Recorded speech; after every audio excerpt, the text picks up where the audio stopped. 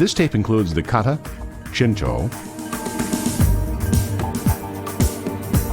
Sanchin,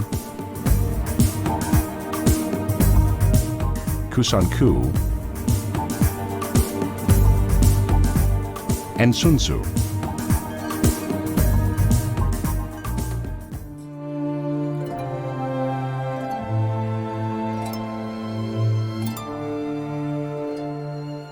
On September 19, 1906, a baby boy was born in the village of Chun. His name was Shimabuku Shinkichi. He would later choose the name of Tatsuo. This boy's destiny would be to create his own style of karate, after studying the majority of his life under some of Okinawa's most famous karate masters. He studied a form of Isshin-Ryu under Kyan Shotoku, who was born in the city of Shuri, Okinawa. He was a very slight-built man and was known for his kicking techniques. His double jump front kick was without an equal. However, he was a total martial artist and never considered himself a specialist. Kyan developed a respect for the law. He believed only the undisciplined would break the law. There are many stories of the townspeople of Shuri calling on Kyan for protection when gangs got out of control and police would not venture out of the city. Master Kyan died on September 20th, 1945 from malnutrition as a result of the war. Another noted Okinawan master that Shimabuku Tatsuo studied under was Motobu Choki. Motobu was born in Shuri, Okinawa to nobility. Under Motobu, Tatsuo studied another form of Isshin-Ryu. Motobu was known for his fighting ability. He has the distinction of being the only karateka to ever knock out a heavyweight champion in a contest. Since Motobu was born into a noble family, he enjoyed all the privileges accorded to his status. He was one of the most controversial of all karate masters. He never really propagated a school. Motobu Choki dies in 1944. Another famous master that Tatsuo studied under was Miyagi Chojun. Under Miyagi, he learned Goju-Ryu karate. Miyagi was a quiet man born of nobility in Naha, Okinawa. Miyagi studied Zen as well as the martial arts in a temple in central China. After many years, he returned to Okinawa, formulated the Goju-Ryu principles, and founded his own school. He incorporated the Zen breathing he learned in China and thus developed the Sanchin and Tenso Kata. Miyagi Chojun died October 8, 1953. He had the body of a bull and the spirit of a saint. He did not seek glory or gain, for he was a man of humility. Tatsuo studied Kobudo under noted Kobudo expert Shinken Tiara. Under Shinken, he learned the art of Bo, Sai, and Tuifa. Shinken Tiara died in 1970. One day, Tatsuo daydreamed by the well. In the dream, his mother came to him and told him it was okay to go ahead and share the style he had created. She wanted him to know he would be scrutinized for his decision, but in the future, he would be famous for his work. Shimabuku Tatsuo named his new style Isshin-Ryu, which means One Heart Method. He incorporated his lifelong studies under Okinawa's leading instructors of Goju-Ryu, Shorin-Ryu, and Kobudo into his new style. Shimabuku Tatsuo taught behind his home in the village of Chun. Around 1958, he opened his first dojo in the village of Agina. His first dojo was roofless, therefore hot in the summer and cold in the winter. A concrete wall for privacy enclosed it. The makawara posts were covered by tin cans to keep the water off. Master Shimabuku always had a number one Okinawan student and a number one American student. His number one Okinawan student was Kanishi Iko, and his best Okinawan student was Chinsaku Kinjo. Harold Mitchum became his number one and best American student. Mitchum officially started studying Isshin-Ryu in March of 1958. By 1959, classes had grown so large that Master Shimabuku opened a second dojo down the street and had Harold Mitchum teach there. Master Shimabuku's son-in-law, Uezu Ungi, lived in the rear of the dojo at that time. Uezu Ungi later studied Isshin-Ryu karate and became the Okinawan representative for Isshin-Ryu on Okinawa. In 1960, a meeting was held in Agena to establish an association. The association was called the Okinawan American Karate Association. Harold Mitchum was installed as the first president.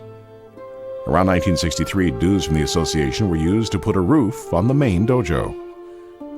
While on Okinawa, Mitchum observed Master Shimabuku's best Okinawan student, Chinsaku Kinjo. He was so impressed that he asked Master Shimabuku's permission to study with Kinjo. Permission was granted, and Mitchum studied Shorin-Ryu with Kinjo because Kinjo never switched over to Isshin-Ryu. Kinjo preferred to continue training in Shorin-Ryu. The two trained together at Kinjo's home dojo, and a lifelong bond was developed between the two. Mitchum said Kinjo had the strongest sidekick he'd ever seen in his life. Even though Kinjo never changed over to Isshin-Ryu, he still participated in demonstrations and performed Bo-Kata. When Harold Mitchum went back to Okinawa in 1999, the two friends got reacquainted after many years apart. Harold Mitchum studied on Okinawa for a total of 7.5 years and was the first American to be promoted to 8th Dan by Master Shimabuku. The late Suzuki Masafumi of the All Japan Budo Association later promoted him to 9th Dan. This was June 5, 1988. Master Suzuki had at one time studied under Master Shimabuku and therefore had great respect for him. Master Mitchum retired from the Marine Corps on June 30, 1973. After Master Shimabuku's death on May 30, 1975, Master Mitchum has continued to pass on his teachings to those who sincerely want to learn. He is currently the director for the United Isshin-Ryu Karate Association, which is dedicated to carrying on as accurately as possible the teachings of the late Grand Master Shimabuku Tatsuo.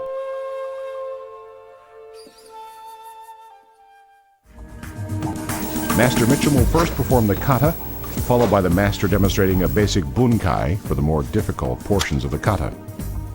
This will be followed by a group of students demonstrating how the bunkai can be practiced in your dojo to add realism for the kata performer.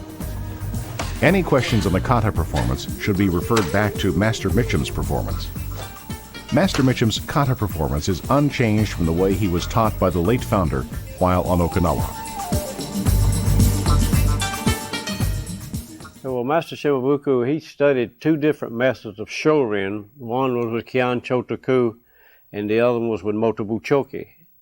Then he studied Goju-Ryu with Miyagi Chojun.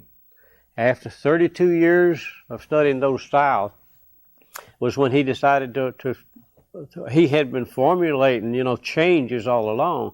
And I think what triggered that mostly is he would notice even the Okinawans, when they would be fighting, where Goju-Ryu and Shorin punching, maybe Shorin was halfway and Goju all the way over to twist punch. He noticed when they would be fighting that they didn't use those. They would use the old American, get it in there the best way you can. And so that is one of the main things that caused him to change to the vertical punch with the thumb up on top, this way. What this did, by bringing the thumb up here, it tightened up the top bone in the arm here. And so with that vertical fist, it fits nicely into the solar plex area. And it don't, where this covers more ground this way across, maybe the rib cage, where this covers less. And so he figured that was the better punch. While we're on that subject, I might want to mention something about the punch. You notice most of the Goju-Ryu punches, it looks like they go all the way out without any snap to them. Where Master Shimabuku's punch come from the hip, snaps back to the guard position. And I was asked several years ago by a student. In fact, at the first Tribute to a Master tournament held in New York, one of the senior dons, Americans there, asked one of my students that went to that tournament, why are you jerking your hand back like that? And I guess I never explained it to my student in depth why you did that. He said, well, that's the way I was taught to do it. Don't you do it that way? And this person said, no, we don't do that. We throw it out there and that's it, And so the student that in the last year, I guess, asked me about that subject. I said, well, there's 3 good reasons why you do that. And the best way I've ever found to explain it was when you crack a whip, you don't throw it out there and leave it like that, do you? You snap it, because that's where the power comes in, and snap it. In Master Oyama's book, What is Karate? He explains that, but not in depth. The practice of trying to extinguish a candlelight. If you leave the fist out there, you can't do that. And if you did and had the power to do it, the flame would go out that way, away from you. But by snapping the punch, the flame is supposed to be sucked out toward you this way. So the power comes from snapping at the punch. Getting it back here to a guard position is the other one. And the third one is that's the correct way to do it. You can't get a good karate punch. Master Shimabuku used to explain, if you kick and you punch and the person falls backwards, he said that's a number 10 punch, and number 10 is no good in Okinawa. The person is supposed to be falling towards you with the kick, and you can't do that by stiff arming him. You have to give the internal power and jerk it back towards you to get the person to do that. I'd like to mention something about what I call prefixing and suffixing in the katas that a lot of people have problems with, and if I can get John to come out here and help me on this. A lot of people are changing the katas to accommodate something they think is happening, where if they really understand the katas, they don't need to do this. For example, in the Seisan kata, when you step out and do a leg lock and an arm block, it's not necessary to go ahead and do punches to the eyes, as long as you know you can do those things. I know that I can grab the sleeve and come down, and I can put a knee in the groin area. And if I know that I can do these things, I don't need to change the kata. And so prefixing and suffixing, this is what I mean. You can always put something before a technique, or you can add something after it, but don't do it in the kata. Let's keep the katas pure like Master Shimabuku intended them to be. He thought that people would realize that they can prefix and suffix things, and so I'm explaining that for him. Now, as a tricky move in the Chinto kata that I'd like to bring about, a lot of people have problems with what I call the Chinto pivot, when they try to use a centrifugal turn by spinning around like this. When in reality, the preparatory moves with the feet is what keeps them in balance. Watch my feet. And you can do that fast as well as you can do it slow. And you maintain your balance that way. In Kusan Kukata, there's some misconceptions about that at the beginning, where we open it up this way. All that does is symbolize the moon, Master Shimabuku said, same as the moon. Now in this technique here, all we're doing with our arms up here is shading the horizon so that we can look around with our eyes in our immediate area and see what's going on for possible opponents. I thought I'd explain those 2 techniques because there's a lot of misconceptions about that.